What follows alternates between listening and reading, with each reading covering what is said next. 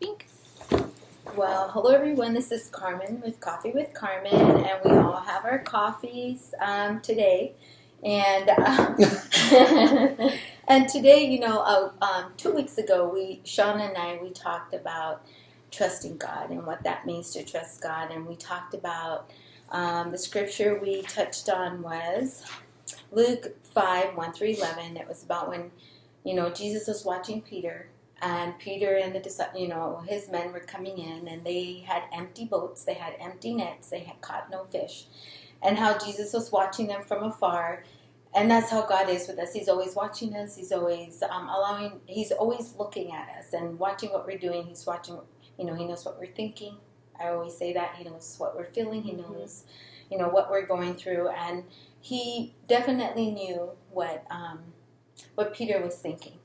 And I believe that's why he called out to Peter and said to him, first he asked him, "Can I sit in your boat?" And Peter said yes. And after that, he's like, "Well, come join me.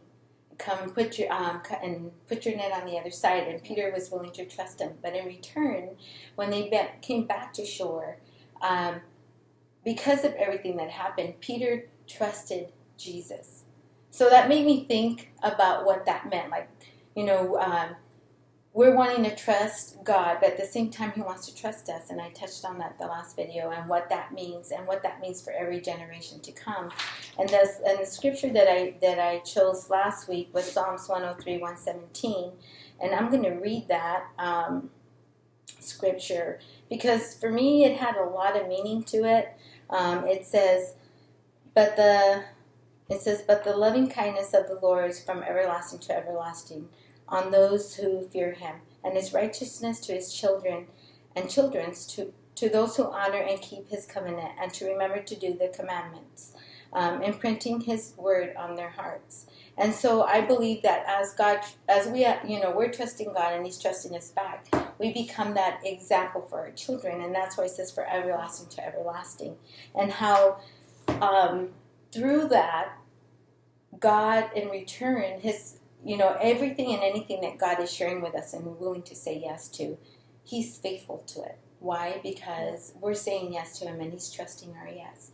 And the reason, and I know I didn't introduce, but I have Jesse here. It's Shauna, Jesse, and I invited Jesse, to come and be a part of this because there was a time in his life where he had to trust God, but in return, God had to trust you, Jesse, with your yes to Him. And I just wanted you to share that with everyone about how God used that. Like, you had to trust Him and He had to trust you back. It's like a marriage, you trust your spouse, she trusts you back, and together you walk in faithfulness to one another. Mm-hmm. You're committed to one another, and that's how God is with us. When we're trusting Him and He's trusting us back, He's faithful. You're in a covenant with Him. You're in a relationship with Him, and as we're walking with Him and we're doing what He's asking us to do, it's amazing what He can do. Yeah. And that's why I invited you, because I think you have your testimony of what God has done in your life and what your children have witnessed through your yes to Him and God's yes to you back, and the way it all works. Because you didn't know. You just knew that you asked Him a question, He answered you, and you moved on it. So I wanted you to share that. Okay, about my career or my life or? Yeah, like how it all started, like what you're doing now and how it started. And because it is a trusting relationship. Mm-hmm. You trusting God, there was a moment in your life where, you worked for another company, and when that was over, you were like, okay, God, well, what do I do now? What do I do now? And share that story, because I think it's amazing. All right. Well, I worked for a company for 22 years, hoping to retire out of there, and then there was a merger. So when that happened, I was surprised because I had gone to school to study my career, at Boulder, in Boulder at the University of Colorado, to study nonprofit management and to study volunteer management, mm-hmm. and to just keep on doing what at the time I thought God was wanting me to do. I was over thousands of volunteers that I was in charge of to make sure that they had work to do, things like that to help feed people.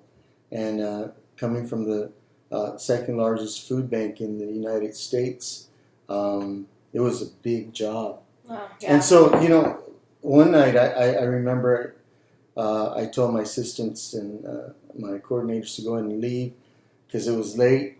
I'll shut everything down, get everything ready for the next day, and it was 9 or 10 o'clock at night, and I was finishing up, and I said, Lord, I'm exhausted, but I love this. I love being able to do this. So I loved what He's put me in charge of, and He promised me that night. I remember that I will do this the rest of my life, and I was satisfied. And when you get into a position where you're satisfied in life, and you're saying, oh, this is great. I do good. I have a great career and stuff. And then a year later, it was like, it's time for you to go. It wasn't my choice, but it was God's choice, and He did it in the most funniest way because we had merged with the Arizona Food Bank Association to not to be in competition with all these other good programs, government programs, state programs, county programs, and we became one. And I knew there's no way they could get rid of me because I was being groomed to be the official director of this, even with all my schooling and stuff. And one day I went in and I got everybody going. I got my coordinators were acting kind of funny, so I said, "What's going on here?" And then they called me in and said, "Listen, Jesse, we're retiring you early." Oh, nice. Yeah. I said, "What?" Why, thank you. Yeah. I said, "What?" Oh. Yeah. What are you talking about? And then back in my mind, I says, "But God, that's not your plan." So I said, "I'll stay no matter what. You need to cut my rate, whatever. I'm not begging for my. I am begging for my, position, but it's okay. Whatever I can do it." They said, "No, you don't understand. You have to go." And so that happened. First time in my life that something like that happened. Well, I got home and I was, devastated. I was like, God, am I going to be going back over there? And within 3 days, the third day on a Saturday, I'll never forget, a real good friend of mine said, "Oh, Jesse, come work with me." And I went to, tried to go into another field, and I was just miserable. And so when I got home, did whatever strong man does, go to the room and cry, say, what am I going to do, Oh, Yeah. What am I going to do? And it was like a knock on the door or a tap in the back. Say, you've been doing this and you've been in training for 22 years. Start your own program. And boy, I tell you, it was like, what? Oh, yeah. And I knew it was God because I wouldn't have come from myself, Yeah. I knew it was God. Mm-hmm. So not having like the know-how or whatever to start a nonprofit, He lined up everything, got it going after my wife said it was okay. And I was just doing it out of just because I needed to do what the Lord called me to do, not to earn a paycheck. That's not why I did it. I wasn't thinking, I said, I got other sources. I am a musician. I'll go work a second job at night, whatever it takes.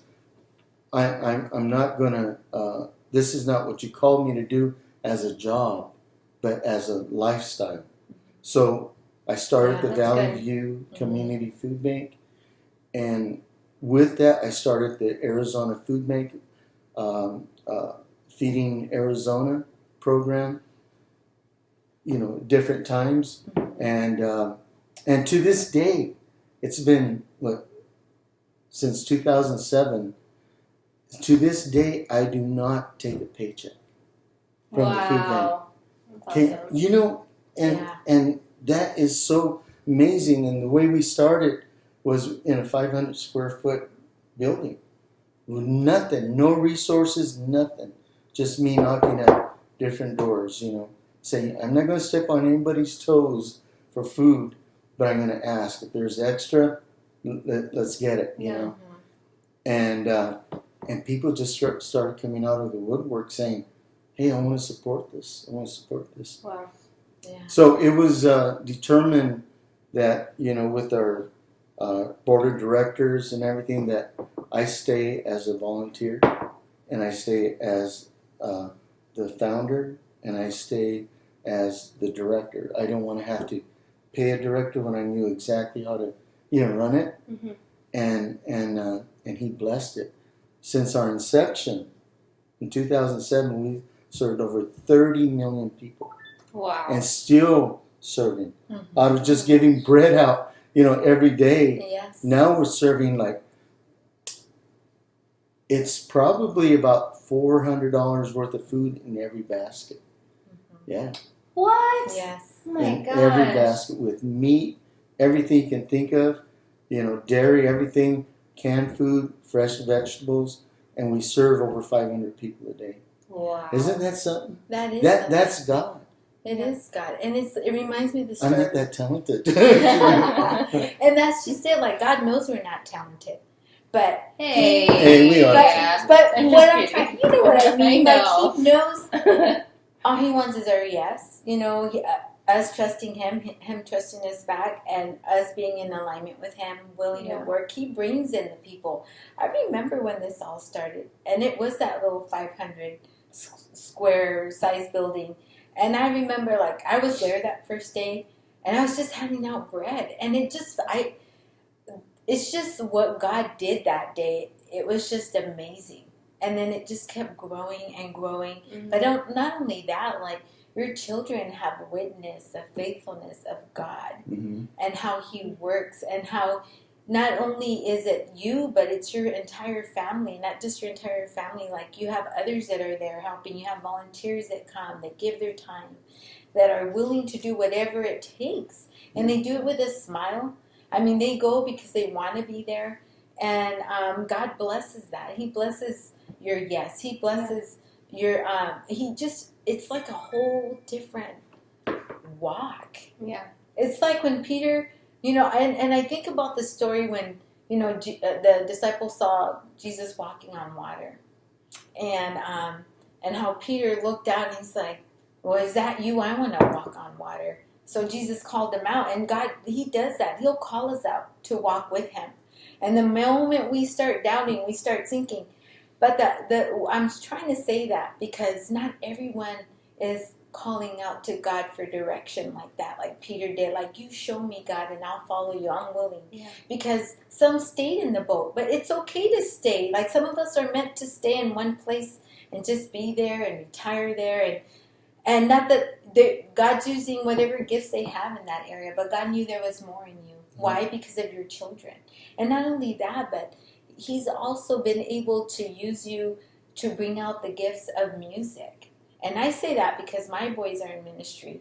And it's all because you sat down and you took the time to teach them to listen to the music and learn it and perfect it. And you used to stop them and tell them, stop. It sounds horrible. And have them start again, because He taught them that I'm not criticizing you, I'm perfecting you. I'm perfecting the gift God has given you. And that's what God does with us. He's always perfecting it.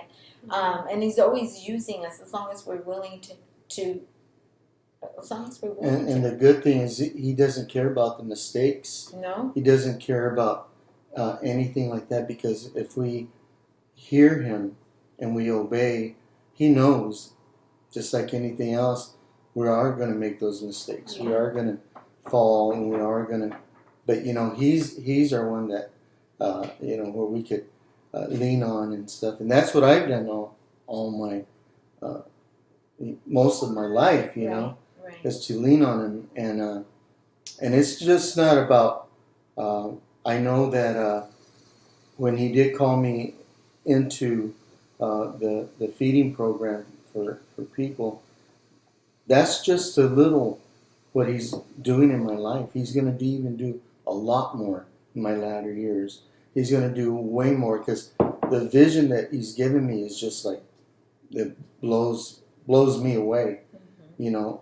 And I know that you know, as time goes on, we take small steps and do what we got to do. And like you said about trusting, like Peter was on the boat, but see, Peter didn't call out to God. He didn't call out to Jesus, but Jesus was seeking him like he's seeking you. He's seeking you. He's seeking me, and people who are watching that he's seeking. And you know, I don't know if I'm gonna over talk or whatever. No, But you know, 20 years ago, there's a oil rancher in Texas that was a multimillionaire. In fact, he had over 2,000 people working for him, from grounds to office to truck drivers, everything. But he gave his life to Christ, right? And he says, how do I reach my employees? You know, I don't want to just go out and say, hey, you better believe in God. He says, but so God talked to him. He says, take a lie detector test, and this is what you want them to answer. And it wasn't all, do you believe in God? He says, do you trust God? And everybody that said no. A lie detector test.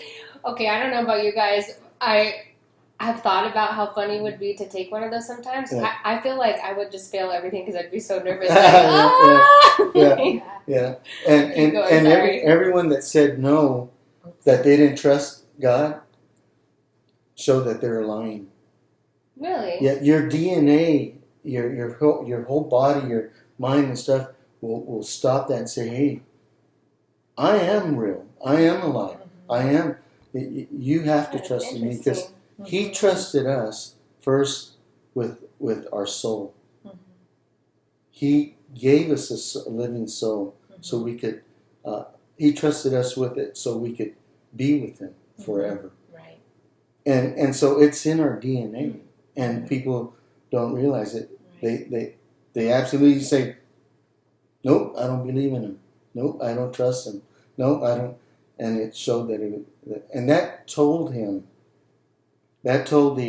owner of this company that, oh my God, I have a chance to get to all of my people, you know. Yeah. So that was pretty cool, you know. It is cool, and you know, God does live in us, you know. It's like, and I always think to myself, like, when I'm driving and I look at everything, I'm thinking, like, it's like so beautiful, like everything's in its perfect place, and it just allows me to remember how good he is. And as I've been reading the word and everything, it's kind of like God's been opening my eyes to seeing him in a different light every single day. And it's like he shows me how faithful he is every single day. And I started thinking, like, God, I know I trust you. I know you trust me. Your word is true.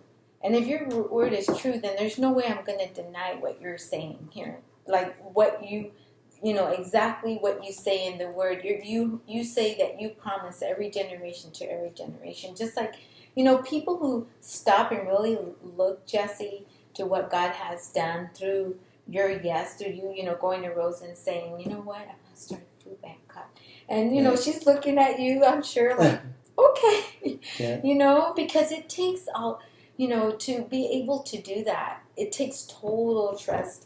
She had to totally know, okay, Jesse, we're doing this. God said it, we're doing it. Be in that alignment with you, to believe in it, to know that God was leading it. Because if there was any doubt in her mind, there would have been doubt in your mind.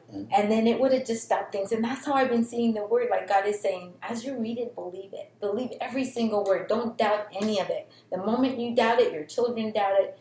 Like it just trickles down. Yeah. That's why God says generation to generation. And I see that in your family. And I've been able to be around your family more. Yeah. And it's just a beautiful thing, because it's not like they're witnessing the fruits of what that relationship with God and trusting and just knowing that He's leading it. We know nothing, but He knows everything. Yeah. And sometimes we think our kids aren't getting it, but they are. Especially when you're living it, you're walking it. They are getting it. They're receiving it. Your grandchildren, like Yeah, they see that your kids see how you take what God's done and how you use it. Just like, I don't want to interrupt you, but no, it's when I told Rose, I said, you know what, we're going to start a food pantry, and it was right away. She said, okay, good, Yeah. good. But when we were driving over here, I told her, I said, Rose, you know, everything happens because if you weren't in my life, this wouldn't be happening. Because I asked you, and we didn't talk about this part, but a man, you know, needs to be applauded, not like to be raised up, but to be applauded for, you know, hey, I got a great idea. I'm going to draw an S on the on the grass or something, you know, and say, yeah, that's good, good, good. Go cut the grass, you know. Go cut the grass. It's because if she would have told me, no, you better go get that job with the city and Surprise. You better stay there. You got bills to pay and this like that. I would have had to done it because we're one, right? And I would have been battling to where I did get that job in Surprise. I got that position just because I don't know if this is going to happen. I doubted it. It's true. I did. I said, no, I better get to work because our bills are coming up. Our house payment, everything's coming up. Our new car. We're going to.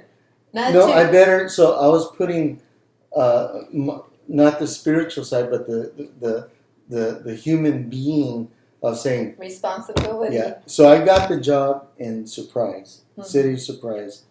I got hired, but you know, the way the Lord spoke to me that I wasn't supposed to be there, I would look in the mirror and I would not see Jesse. I saw the ugliest person that I could be in that mirror. And so confused because I said, you know, oh, I said yes to you, but nothing's happening. It's been a couple weeks. Nothing.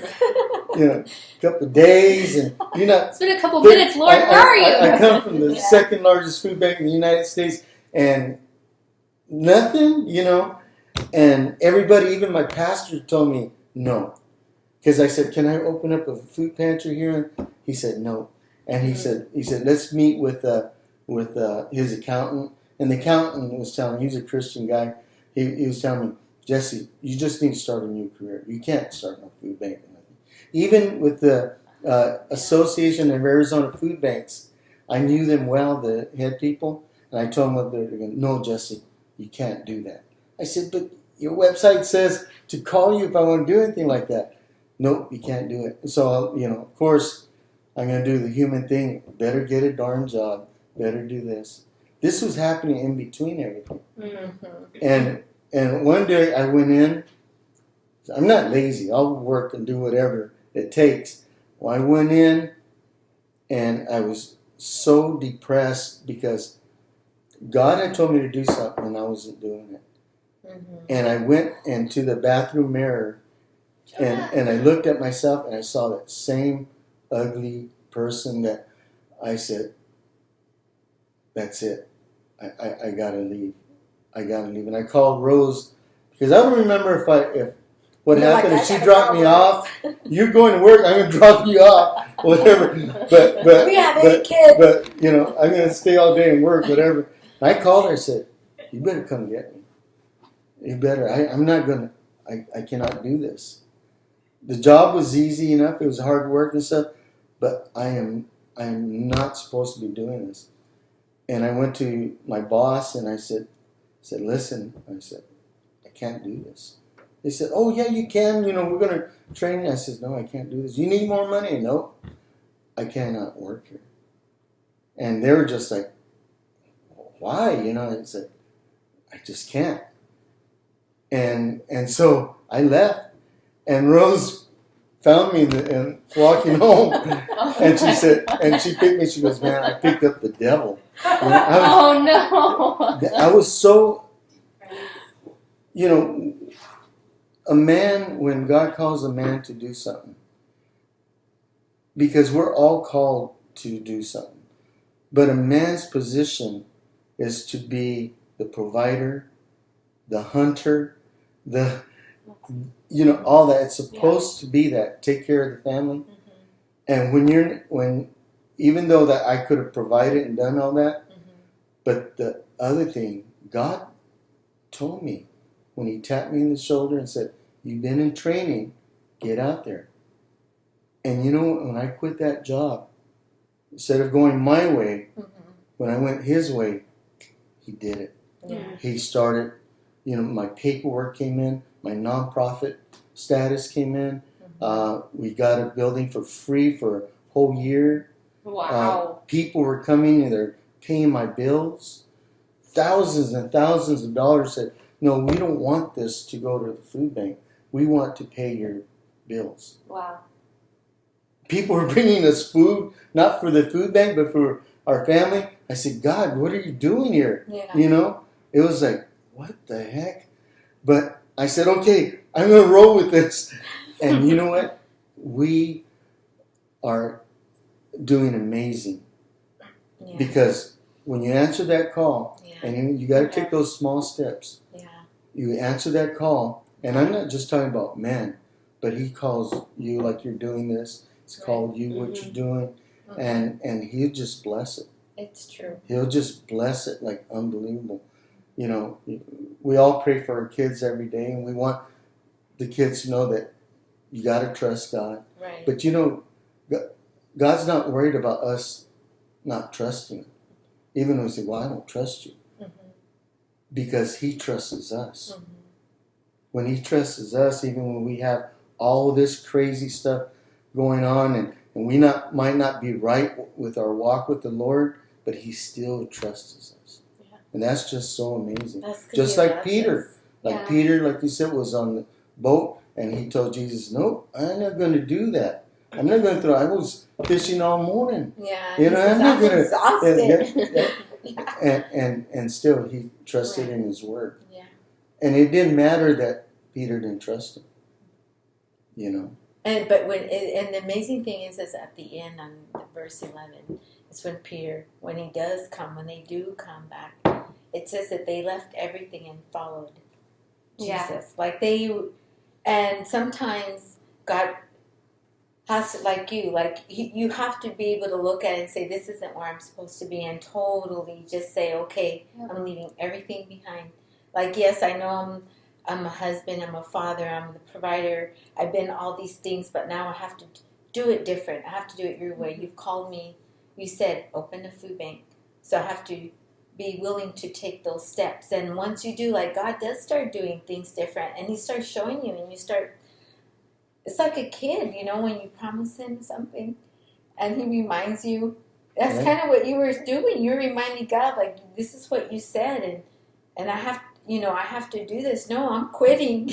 I'm quitting. Yeah. Where kids are like that with the parents, like, "Mom, remember you said this?" And you're like, "Yes, I know, but hold on a minute." Yeah. But, "Mom, remember you said?" "Yes, I know." And before you're like, "All right, let's go." Yeah. But that's how it is with God.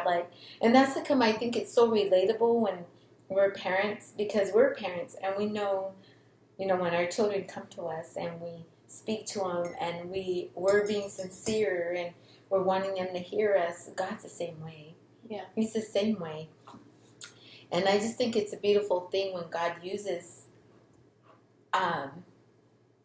all the yeses and puts them all together. Like you said, Rose had to encourage you and say yes, because it made you believe in the whole thing. And then as people started coming, you were believing more and more in the yes, but that's how God works. I still go to her, how do I do? Everyone wants confirmation. Yeah. It's natural. It's for us to feel like, we're doing good. Everyone wants. Yeah, I know. But I notice that the more, and closer I feel like I'm getting to the Lord, and that He has that confirmation. He tells us, Yeah. you It's know, so and He true. shows us, you know. Yeah. It's He so does. true. There's now that you're saying that, I had pulled this scripture up because I had read it last week, and I thought, God, should I share it, should I not? But we're talking about when God comes back and talks to us again, and so when it's about when Deuteronomy 5, when Moses comes back and reminds them of what God said, what reminds them of the Ten Commandments. And I'm not going to go into the Ten Commandments, but I just want to read this part. It says that Moses summons all of Israel and said to them, Hear, O Israel, the statutes and the judgments which I am speaking today in your hearing, so that you may learn them and observe them carefully. The Lord our God made a covenant with us. He makes a covenant with us. Yeah. The Lord did not take this covenant with our fathers, but with us. So basically, it's like He's reminding them, like, you were in Egypt, God took you out of Egypt. Now He's reminding you of the covenant that He made. It's like He reminded you, Yes. what He said to you. Mm-hmm. And then it says here, the Lord did not make this covenant with our fathers, but with us, all of us who are alive here today. The Lord spoke with you face to face at the mountain from the midst of the fire. I was standing between the Lord and you at that time to declare to you the word of the Lord, for you were afraid because of the fire and did not go up the mountain. And He said, I am the Lord your God, who brought you out of the land of Egypt and out of the house of slavery. You shall have no other gods before me.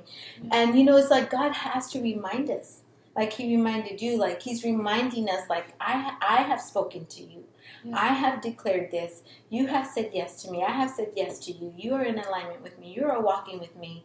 And I'm going to bring the people to you. And they will hand you checks and say, I'm paying your mortgage. I'm paying your car payment. I'm bringing you food. And at that moment, you're like, wow. It's that obedience. And God blesses the obedience. Yeah.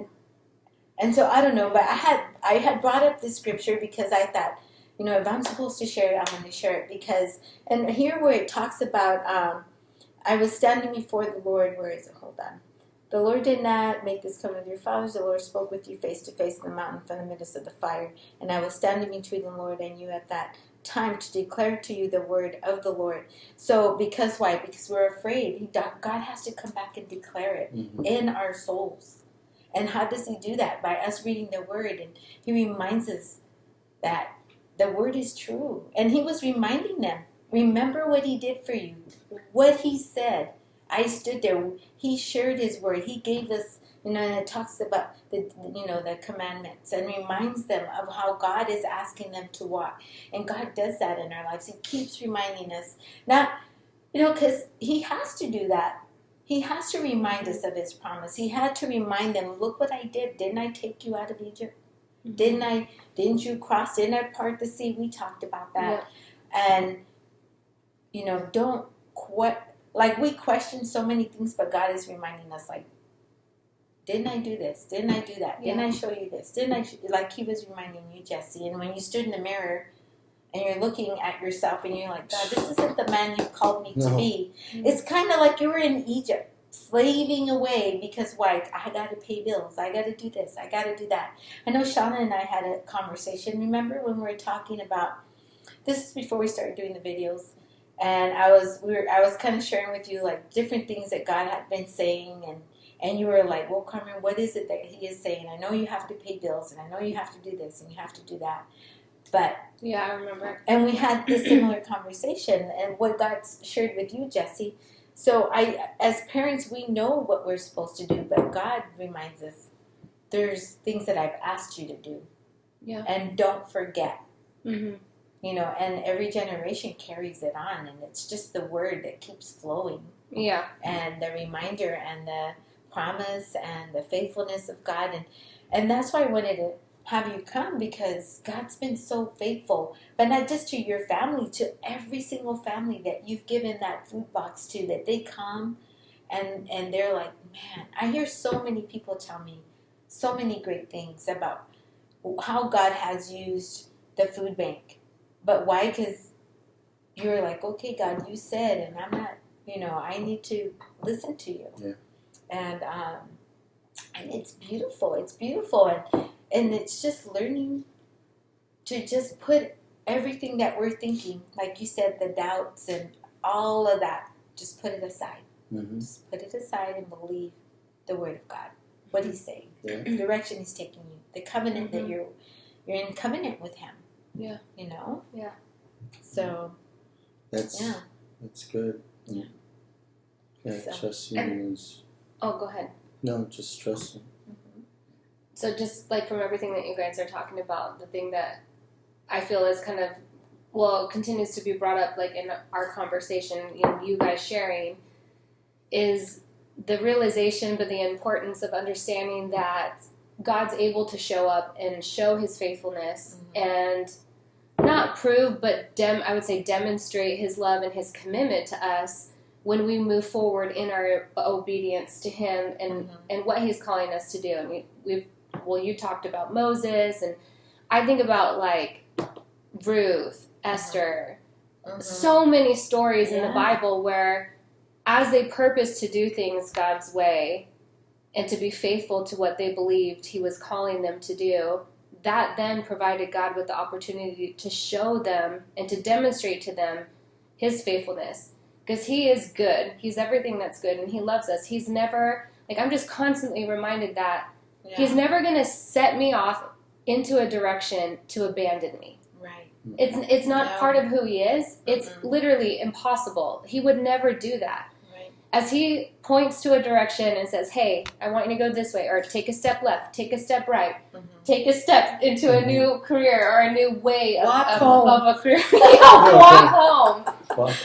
Walk home, Jesse. He's committed to us, and He's our teammate. He's not only got our back, but if He's saying, this is what I want you to do, He's never going to tell us to do something that He Himself is not ready to do with us. Right.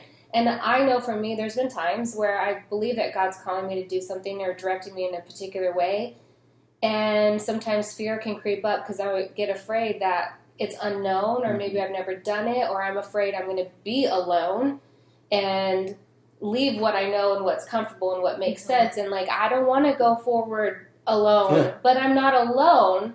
And anytime He gives any direction for me in my life, it's because Him and I are in it together, and we're a team, and He's by my side the entire time. And then I see His faithfulness and His goodness show up all along the way, because it was always part of His plan. Right. And I said it when we got together this last time, we were talking about trusting God, and I want to say it again, but the more I purpose to do things God's way, the more I find myself in His will. And when we are in His will, we do see that overflowing abundance of faithfulness and goodness and blessings. It's just constant reminders that, affirmations, we're going the right direction, we're following God, He's with us, and He's continuing to show up and bless us and just confirm that we're going the right way. Right. And I think sometimes people, when they think of abundance, of course the natural person thinks of, financially, I have abundance. But God is saying, no, your abundance is in your joy, your peace, the comfort that He brings in your life, just